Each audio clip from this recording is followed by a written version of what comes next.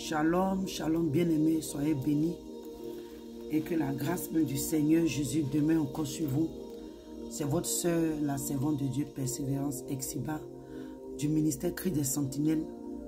Je viens encore sûrement partager avec une parole avec vous et je prie que le Saint-Esprit me prenne le contrôle et que la main puissante de Dieu se manifeste pour la gloire de son nom et que ce moment, nous soyons vraiment édifiés pour la gloire de Dieu.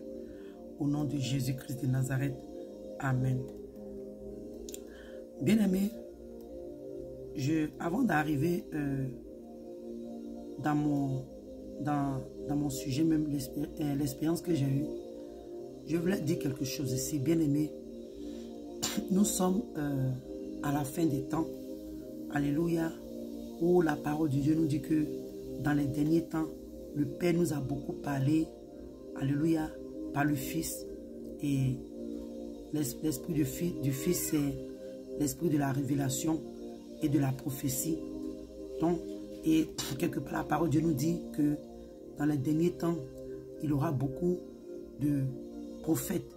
Mais bien aimé, quand je réalise en profondeur de cette parole, j'ai compris que ce n'est pas seulement prophète en tant même que prophète, mais je réalise que le Seigneur va beaucoup utiliser ses serviteurs et ses servantes pour parler à son peuple. C'est-à-dire que l'esprit prophétique, si nous avons remarqué, ça soit un évangéliste, un pasteur, un docteur, un peu, vous allez voir qu'il y a toujours le prophétique un peu dans ces ministères-là. Parce que le Seigneur, alléluia, à la fin des temps, a répandu son esprit, non seulement mais il utilise ses serviteurs et ses servantes pour donner des messages, alléluia, pour prophétiser de sa part, pour annoncer des choses, alléluia. Mais bien aimé, et j'ai constaté que c'est quelque chose aussi que le diable a en profité pour nous envoyer aussi beaucoup de fausses révélations.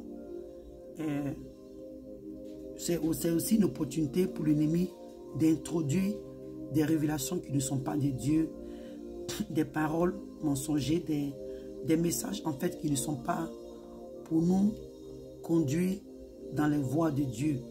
Parce que quelque part dans la Bible, je crois dans le livre de 2 Corinthiens, dans le livre de Actes 20, dans le livre de Actes 20, on va lire ça rapidement.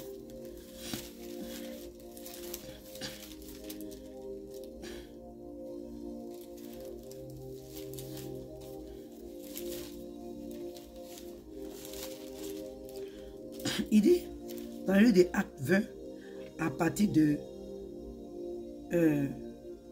du verset 27, Actes 20 à partir du verset 27, il dit, quand je vous ai annoncé tout le conseil de Dieu, sans en rien cacher. Prenez donc garde à vous-même et à tout le troupeau sur lequel le Saint-Esprit vous a établi évêque pour paître l'église du Seigneur qu'il s'est acquise par son propre sang. Je sais qu'il s'introduira parmi vous après mon départ des loups cruels qui n'épargneront pas le troupeau, et qu'il s'élèvera du milieu de vous des hommes qui enseigneront des choses pernicieuses pour entraîner les disciples après eux. Bien-aimé, la Bible nous dit que, à travers l'apôtre Paul, il dit que, après son départ, parce que je crois que quand Paul était là, il était comme un gardien, si on peut dire, sur l'église, il était très direct, il était très rigoureux, donc, à sa présence, ces choses-là ne pouvaient pas prendre place facilement. Mais il savait qu'après son départ, bien aimé, ces choses allaient se manifester dans l'église. Il a dit qu'il va s'élever au milieu d'eux. Donc, c'est des gens même qui étaient dans la maison de Dieu. Les gens qui étaient avec eux, passaient au milieu d'eux. C'est des gens avec qui ils étaient. Il dit qu'ils vont se lever pour enseigner des messages pernicieux. Donc, aujourd'hui, on remarque que, alléluia, non seulement le diable, il envoie ses agents, alléluia, les fausses révélations, les fausses prophéties, les fausses visitations, des anges qui sont des anges de lumière qui viennent avec des messages qui sont contraires à la Bible, juste pour conduire les enfants de Dieu hors de la voie du Seigneur. Et ce que j'ai constaté, c'est ce que le diable, alléluia, est en train de faire ces derniers temps, bien aimé. Quand tu regardes un peu autour de toi, il y a des révélations. Souvent, toi-même, tu te poses la question, mais d'où ça vient? D'où ces gens-là prennent ces révélations? Un matin, on va te dire non, de ne pas manger la sauce graine. Après, on dit à certaines choses qu'on ne doit pas avoir dans nos maisons, de ne pas avoir des mortiers avec des pilons bien aimés. Tout ça, on dit que c'est le Seigneur qui a donné des messages. Mais bien aimé, mon problème est que nous devons faire attention. Nous devons veiller et faire attention, discerner. Parce que ce n'est pas tous les messages que nous recevons. Ce n'est pas tous les messages que nous donnons. Ce n'est pas tous les messages, les visions, les songes ou les révélations que nous avons qui est forcément de Dieu. Bien aimé. Nous devons faire attention. Je dis cela parce que moi-même j'ai eu une expérience. Alléluia. J'étais en train de faire un jeûne de 21 jours. Et pendant mon jeûne de 21 jours, disons, quand j'avais, on peut dire par exemple, le 12e jour, j'étais en train de prier. Et pendant ce jeûne, vraiment, c'était un jeûne, c'était vraiment efficace. C'était vraiment un jeûne. Et le Seigneur m'a fait grâce de rester vraiment dans sa présence pendant des longues heures. Des longues heures de prière. 3 heures, 4 heures, 5 heures, 6 heures. Quand je commençais, au fur et à mesure que je commençais, je montais. Bien aimé, c'était vraiment merveilleux. C'était vraiment puissant. Et j'étais en train de prier. Ce jour-là, le Saint-Esprit, la puissance de Dieu, l'onction était, en tout cas la présence de Dieu était là. Tout mon corps, j'étais en feu. L'onction, je priais. Je parlais en langue, je parlais en langue. Et à un moment, paf, mes yeux se sont ouverts. J'ai eu une vision claire comme ça. Et je vois le diable.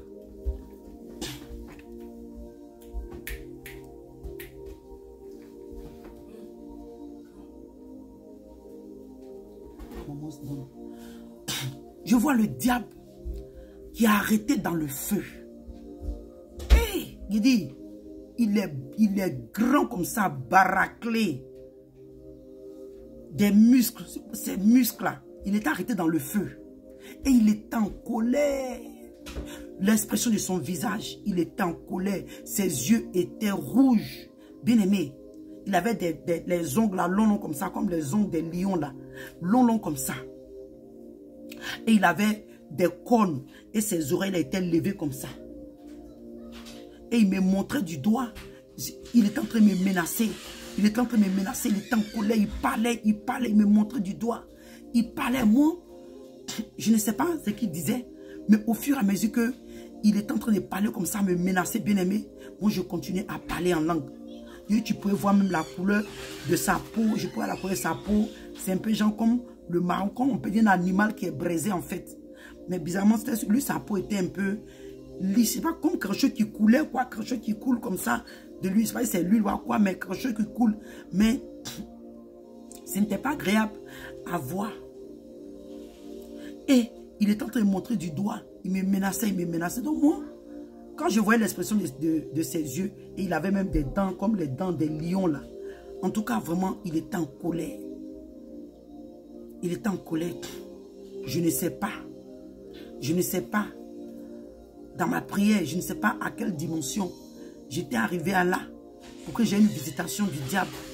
Je ne sais pas qu'est-ce que j'étais en train de dire dans mes prières pour que j'expérimente cette visitation. Je ne sais pas. Mais au fur et à mesure qu'il parlait, moi en tout cas, je parlais en langue, je priais. En tout cas, l'onction, j'étais en feu.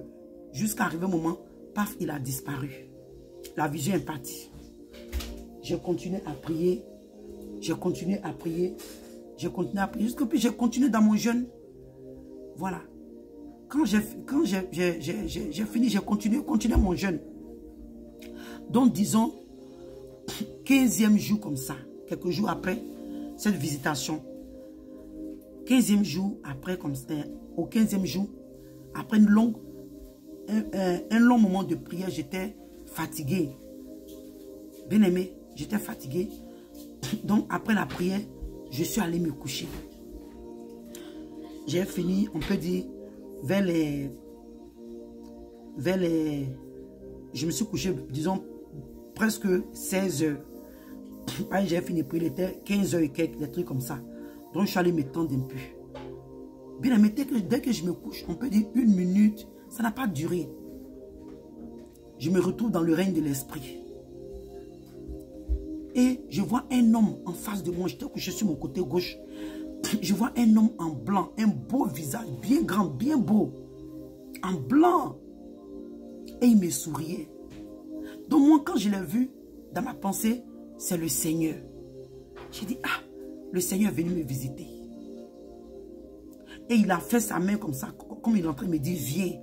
Et bien aimé, je suis sorti de mon corps.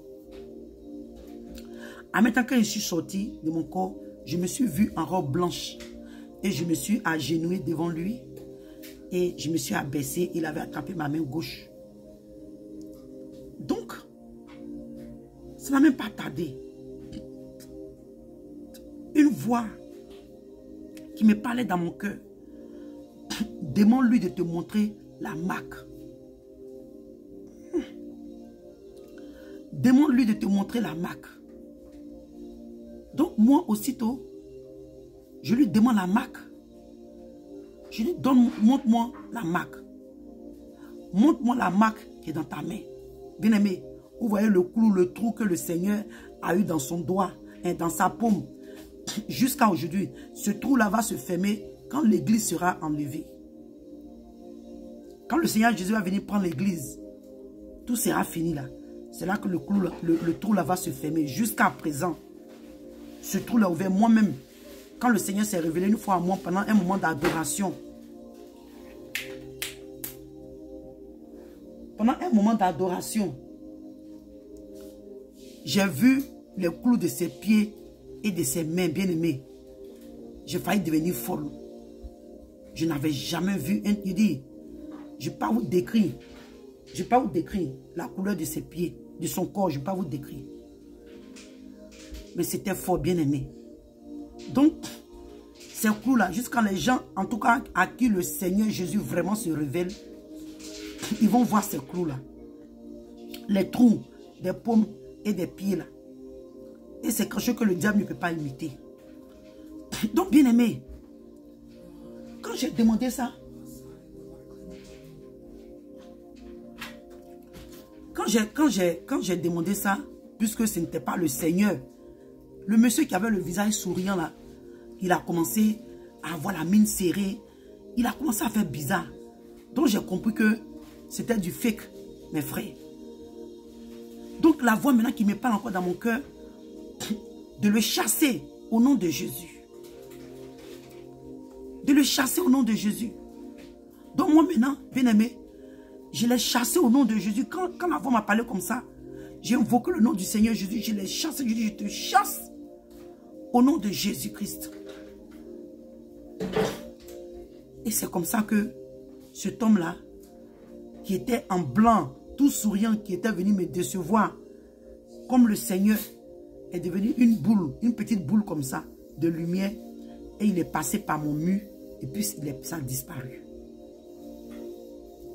Et quand il a disparu comme ça, je me suis retrouvé en même temps dans mon corps.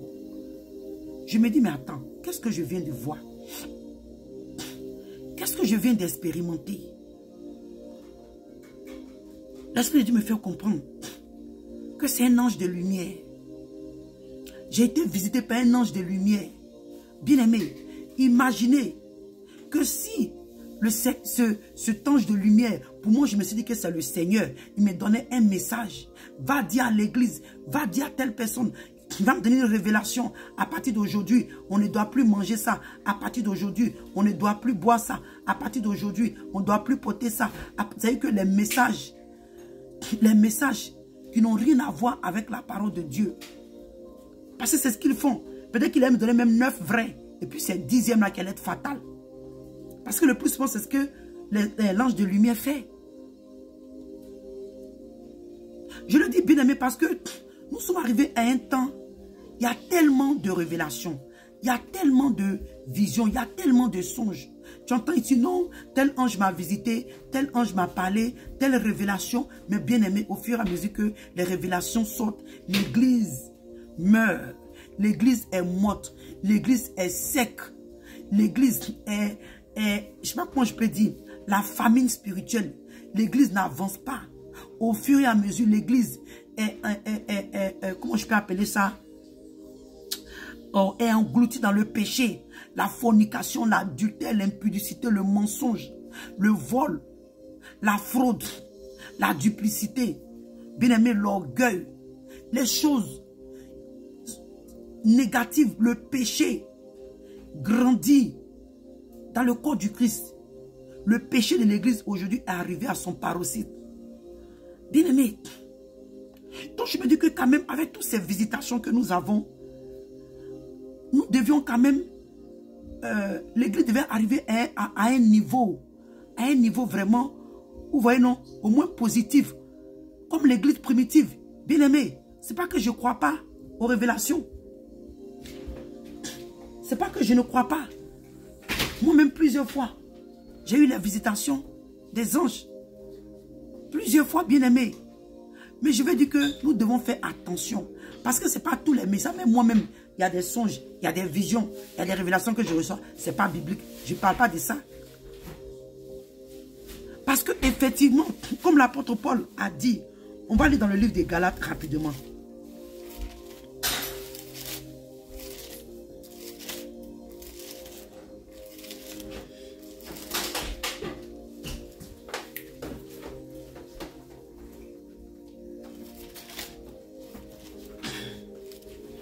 Dans le livre des Galates 1, à partir du verset 6, bien aimé, excusez-moi, je suis en tous ces bruits là, c'est ce que je vous avais dit là, parce que, bon, il y a de la, c'est vraiment pas facile pour moi, mais par la grâce de Dieu, bientôt tout va rentrer en ordre. Donc si vous entendez du bruit, vraiment, pardonnez-moi. Verset 6, il dit, je m'étonne que vous vous détourniez si promptement de celui qui vous a appelé par la grâce de Christ pour passer à un autre évangile. Il dit non pas qu'il y a un autre évangile, mais il y a des gens qui vous troublent et qui veulent renverser l'évangile de Christ. Bien aimé, comme on avait lu au début, dit que il y a des gens qui vont venir avec des messages pernicieux. Ici encore dans le livre de Galates, l'apôtre Paul est en train de prévenir l'église. Parce que Galates était une église aussi qui a expérimenté les choses de Dieu. Arrivé un moment, ils se sont détournés. Où l'apôtre Paul pouvait dire, oh Galates, qui vous a ensorcelé? Quand tu lis un peu plus loin, qui vous a ensorcelé? Toi Galates, toi qui courais bien, toi qui servais bien le Seigneur, qu'est-ce qui n'a pas marché? Qui t'a ensorcelé, Galates? Et il dit, dans le verset 8, il dit, mais, quand même, il dit, quand? Il dit, mais, quand nous-mêmes, quand un ange du ciel annoncerait un autre évangile que celui que vous avez, pardon, il dit que celui que nous vous avons prêché, qu'il soit anathème. Il dit qu'il soit anathème. Bien aimé. Vous voyez? Parce que ce que je suis en train de dire là, bien aimé, regardez-moi la visitation que j'ai eue. Si Dieu ne m'avait pas fait grâce, que cet ange...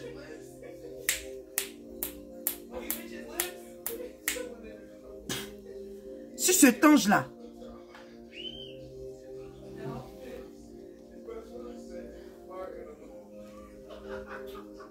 Si cet ange-là...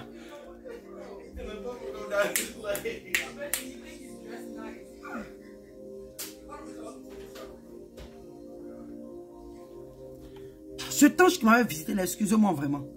Cet ange qui m'avait visité là, s'il m'avait donné un message, ce n'était pas le Seigneur parce qu'il est venu me visiter en tant que le Seigneur. Parce que moi, dans ma pensée, je dis c'est le Seigneur. Vous voyez?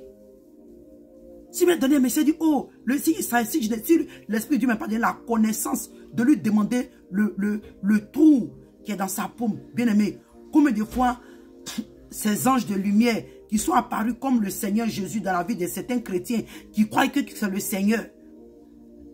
Ils n'ont pas eu la présence par l'Esprit de Dieu de lui demander, de leur demander la marque qui est dans la paume.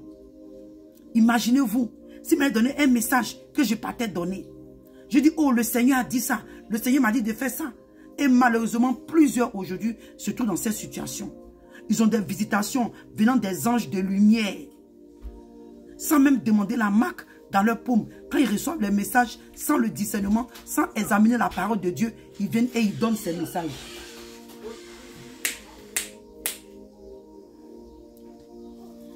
Vous voyez? Donc l'apôtre Paul dit que si un ange, c'est que même si cet ange-là, il a l'habitude de venir du ciel, il te donne la vérité, il te donne les messages bibliques, les révélations bibliques, et un matin, il vient changer. Il dit que cet ange-là soit maudit. Parce que le message qu'il vient te donner là, ça ne vient pas de Dieu. Ça ne vient pas de la parole de Dieu. Ça ne vient pas du Saint-Esprit. Un moment, on avait entendu Christ est Jésus. Christ n'est pas Jésus. Jésus n'est pas Christ. Jusqu'à aujourd'hui, je me pose la question. De qui cette dimension a été reçue? De quel ange? De quel ange? Parce que la Bible même nous dit que celui qui renie Christ, celui qui renie que Jésus est le Christ là, il est un antichrist. Et on veut nous montrer que non, c'est une dimension. Bien aimé, faisons attention. Donc je me pose la question aujourd'hui. Cette révélation-là est venue de qui? Quel ange, quel esprit, quelle dimension? De qui cette personne ou cet homme a reçu cette parole? Cette parole. Et l'apôtre Paul parle encore, il dit, nous l'avons dit précédemment, et je le répète à cette heure, si quelqu'un vous annonce un autre évangile que celui que vous avez reçu, qu'il soit anathème, bien aimé. La Bible nous dit que Jésus est le Christ. Le Christ, ça veut dire simplement le oint. Le oint de Dieu. C'est quoi qui est dimension dedans?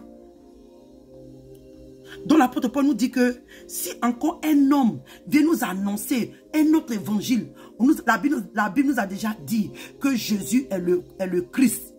Christ, c'est Jésus. On vient nous dire encore que Christ n'est pas Jésus. Jésus n'est pas Christ. Que c'est une autre dimension, une histoire carabinée, bien aimée.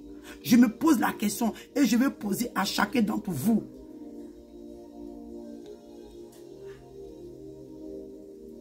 À chacun d'entre vous, posez-vous la question de qui cette révélation est venue.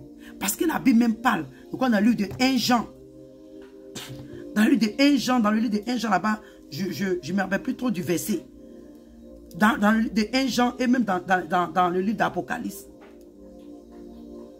Je vois si je peux retrouver ce passage.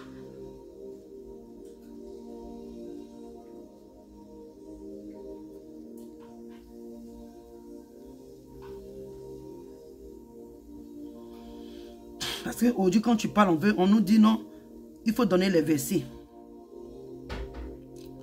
Il dit, dans le livre de 1 Jean 2, à partir du verset 22, il dit qui est menteur? Il dit qui est menteur? Sinon, celui qui nie que Jésus est le Christ. Il dit celui-là est l'antichrist, qui nie le Père et le Fils. Voilà. Qui nie le Père et le Fils. Il dit c'est un menteur. C'est un menteur. Et c'est un antichrist. C'est un antichrist. Parce que la Bible dit que Jésus est Christ. En fait, j'ai dû un peu dessus pour dire que, vous voyez. Donc c'est comme ça que beaucoup, en notre temps là, beaucoup de personnes ont eu des révélations bizarres. Des visitations bizarres. Et ils n'ont pas eu le discernement pour demander au Seigneur en prière ou bien pour comparer avec les Écritures pour savoir si réellement ça venait de Dieu. Et nous courons avec ces messages, surtout dans le dépouillement. On dit de ne pas utiliser ça, de ne pas se raser les aisselles, de ne pas porter les jupes en jean. Bien aimé, de ne pas porter les jupes en jean, tout ce qui habite jean. Bien aimé, il y a tellement de révélations. C'est que le diable, parce que le diable a compris que nous sommes une génération, bien aimé, nous aimons discuter, nous aimons raisonner, nous aimons... le diable même sait que nous avons refroidi quand il s'agit du ciel, quand il s'agit d'être enlevé. Le désir que nous avons en nous, cette génération, l'église, n'a plus le désir ardent d'aller au ciel, n'a plus le désir ardent d'être enlevé avec le Seigneur. Nos projets, nos projets, nos désirs, c'est terrestre. Regardez les messages aujourd'hui que nous recevons dans les assemblées. Regardez les messages. Donc le diable nous connaît, il connaît un peu ce qu'on aime. Oui, dans le milieu, les jeunes qui se lèvent au Dieu, il y a tellement de messages. On veut se faire voir, on veut montrer que au moins je suis dans telle dimension, je parle comme ça, je suis dans telle dimension, j'ai des visitations, tout ça. Mais ce qu'on doit se poser, cette dimension dans laquelle nous sommes, les révélations que nous recevons, ces messages que nous recevons, est-ce que c'est réellement du Saint-Esprit? Est-ce que c'est réellement des anges de Dieu? Est-ce que c'est réellement le Seigneur Jésus qui nous donne ces messages? Parce que moi-même, j'ai été victime. C'est la grâce de Dieu qui a fait que j'ai échappé. Et comme cette génération est tellement tombée, la tiédeur, la mort spirituelle, l'assoupissement, le diable nous malmène comme il veut. Le diable nous malmène comme il veut.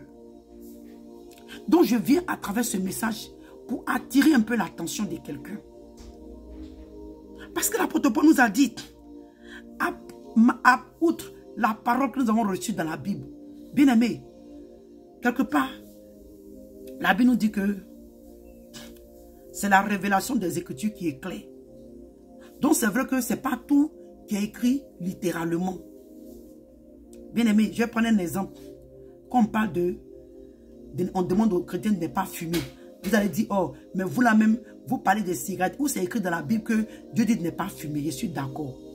Mais bien aimé, on n'a qu'à laisser même affaire de Bible. Toi-même, sur le plan médical, quand tu commences à fumer la cigarette là, qu'est-ce que ça fait à tes poumons? Qu'est-ce que ça fait à ton cœur? Qu'est-ce que ça fait à ta gorge? Est-ce que quand tu n'as jamais fumé la cigarette et que tu commences à fumer la cigarette, regarde quand Dieu t'a créé avec tes poumons, ton foie, tout qui était normal, quand tu commences à mettre les trucs là dans ton corps, quelle est la différence? Il y a d'autres qui ont eu des cancers de gorge, des cancers de foie, en tout cas tout ce que tu peux imaginer, des foies qui sont morts, il y a c'est que des maladies par-ci par-là. Bien aimé, donc tu vas dire quoi par là? Oh, la Bible nous dit que notre corps est le temple de Dieu. Nous qui avons, les gens du monde, ils peuvent le faire parce que eux, ils sont dans le monde. Mais on dit à des chrétiens qui fument, ils se disent que non, que ce n'est pas interdit. Mais le fait que toi et moi, on a accepté le Seigneur comme sauveur personnel et qu'il nous a pris comme son temple.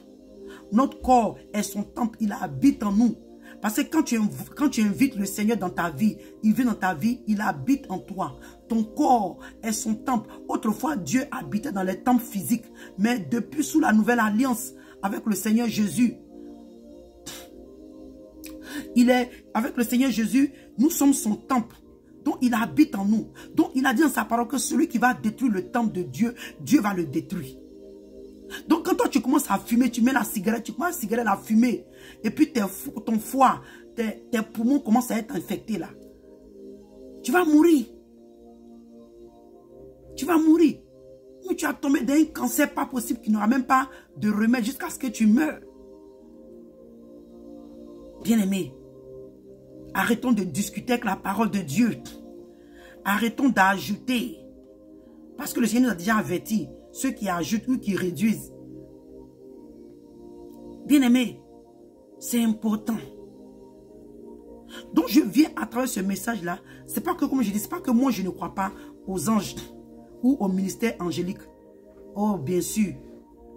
Parce que j'en ai déjà plusieurs fois vu, expérimenté. Même au temps de l'église primitive, l'apôtre Paul, les disciples, ils avaient aussi le ministère angélique. Mais on voyait comment est-ce que ça impactait leur ministère positivement. On a vu comment est-ce que l'église primitive était impactée par ces choses. Mais nous, à notre temps, que c'est fréquent, 1, 2, 3, révélations par-ci, par-là. Bien aimé, il y a un problème. Il y a un problème, que Dieu nous aide. Prions pour le discernement. Les disciples ont eu ça. Au temps de Paul. Paul avait un ministère aussi angélique où les anges le visitaient beaucoup, bien aimé. Donc ce que je veux dire à quelqu'un ici, ne pense pas que non, comme toi, Dieu te parle, tu as toutes les visitations, les révélations, c'est sûr. Oui, bien aimé, moi-même Dieu me montrait les choses, moi le Seigneur s'est révélé à moi. Il m'a dit, va et dis à l'église de revenir à son Dieu, de revenir à Jésus-Christ. Bien aimé, le Seigneur s'est révélé à moi. Le Seigneur s'est révélé à moi plusieurs fois. Il y a des choses qui dépendent de dire sur moi ici. Ce n'est pas une histoire d'on dit, ce n'est pas des contes de fées. Mais ça n'a pas empêché pendant mon moment de jeûne, ça n'a pas empêché à Satan, hein, à un démon de m'apparaître comme un ange de lumière. C'est la grâce de Dieu. Le Seigneur m'a donné, alléluia, ce jour-là pour pouvoir éviter le pire. Même le Seigneur Jésus, après son jeûne de 40 jours, bien aimé, la Bible dit quoi? Dans le livre de Matthieu, hein, dans le livre de Matthieu, je vais voir rapidement. Matthieu 4.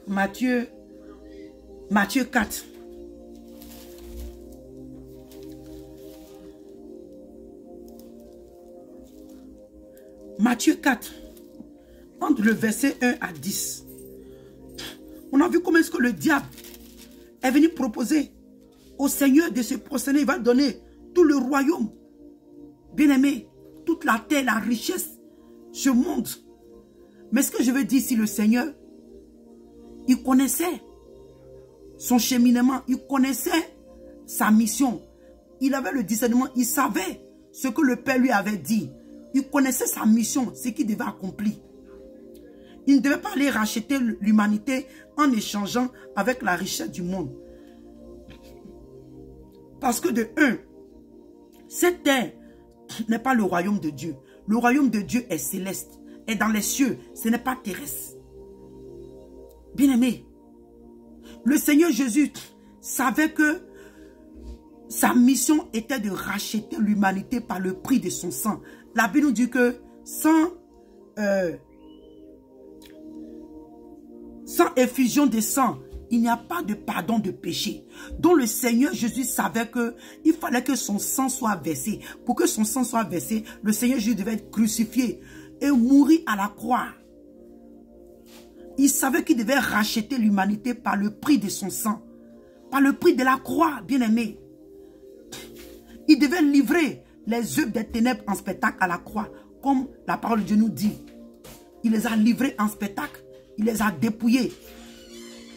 Il savait qu'il devait encore effacer les actes dont les ordonnances nous condamnaient par le prix de la croix. Donc le Seigneur connaissait son cheminement. Le Seigneur connaissait sa mission. Mais le diable est venu quand même lui proposer la richesse de la terre.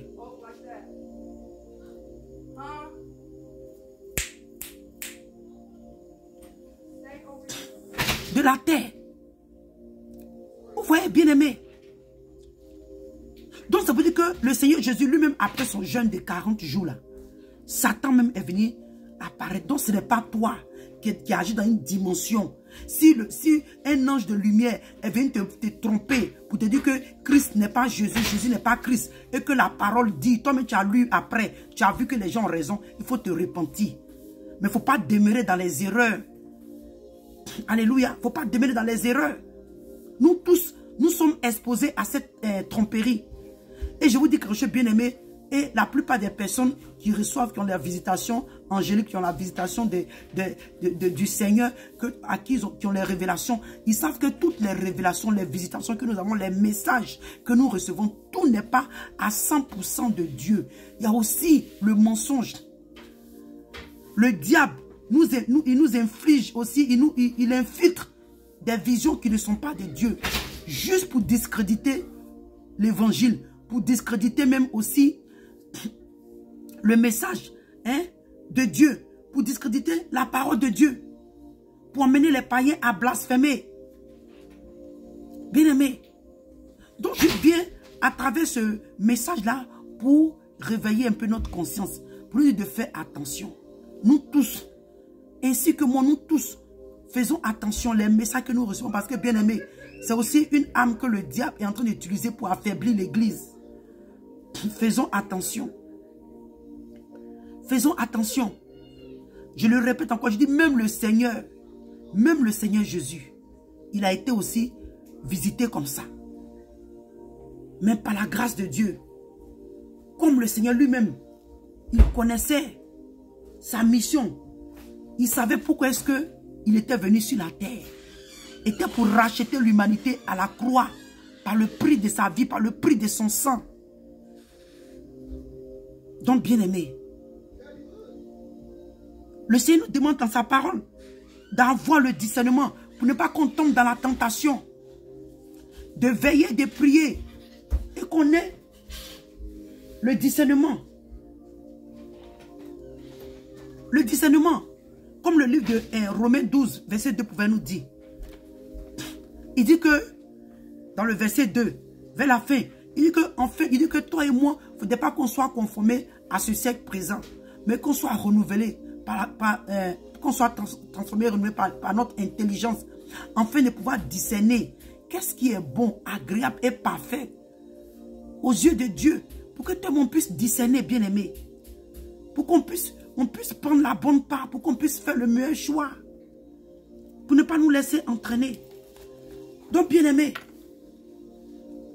je viens à travers ce message pour réveiller la conscience de quelqu'un. Faisons attention, bien-aimés. Faisons attention. Soyons alertés.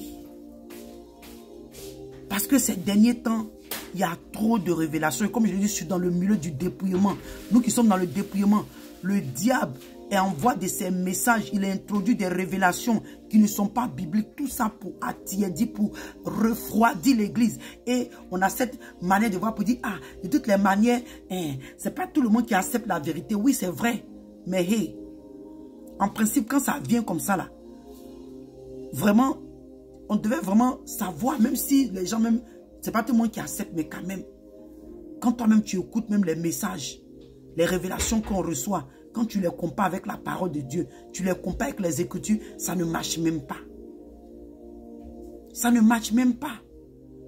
Même dans le dépouillement. Donc, bien-aimés, que le Seigneur vous bénisse. C'était une petite exhortation en même temps avec l'expérience que j'ai eue par rapport à un ange de lumière qui m'a visité pendant mon jeûne de 21 jours. Mais bien aimé, quand j'ai fini ce jeûne, c'était un jeûne vraiment puissant. Le Seigneur m'a donné, et c'était vraiment, le Seigneur m'a beaucoup parlé, m'a révélé des choses sur moi-même. C'était personnel, donc je ne peux pas partager. Mais c'était vraiment un songe, un jeûne vraiment puissant. Dieu s'est vraiment glorifié. Donc bien aimé, faisons attention. Je prie que ce message-là nous amène à beaucoup réfléchir et à faire attention prochainement quand nous avons des messages, des révélations. Nous nous rassurons que ça vient vraiment de Dieu. Parce que même le Seigneur Jésus, lui-même homme, le diable a apparu au Seigneur pour lui proposer.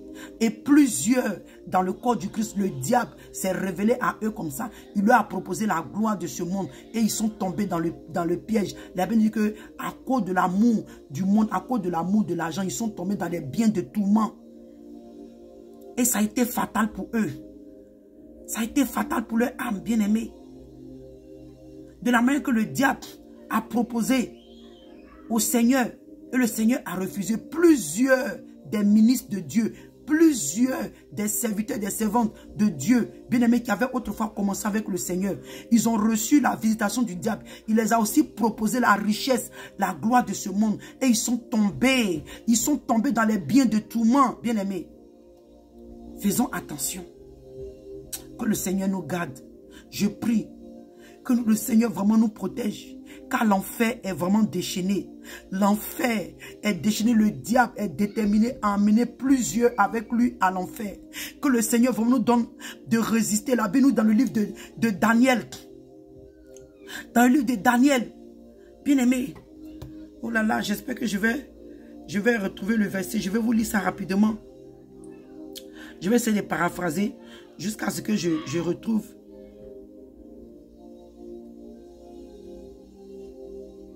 Voilà, je crois voir ça ici.